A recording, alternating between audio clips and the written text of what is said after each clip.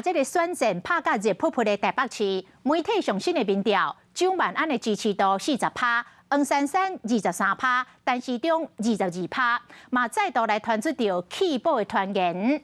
啊，这个黄珊珊早起再度甲市长郭文哲合体，到松山的自由宫来抢宗教票，对手蒋万安是慢10分钟到位，双方就是歪小拄头。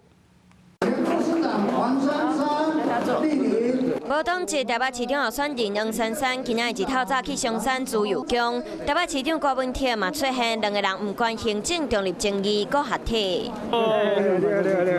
伫同一场的，搁有国民党台北市长候选人蒋万安一路车探对手，要伫庙内底致辞，都先伫现场和民众握手。不过黄珊珊一对庙行出来，蒋万安随行入去，敢若超工要闪伊。根据媒体上新的民调，蒋万安支持度增加到40%，黄珊珊23%，民进党台北市长候选人陈时中22%，支持度愈差愈侪。 民调都是参考，然后每个机构有每个机构做出来不同的结果，这个我们都会在参考。但是我还是觉得还是要努力的去争取最多人的支持啊！每一天不要一直看数字啊。不管是7城保红、去黄保城，都是绿白之间他们的政治算计。年底选战伫要到啊，伫台北市长候选人支持度也在变化的状况之下，弃保传言恐惊暂时未结束。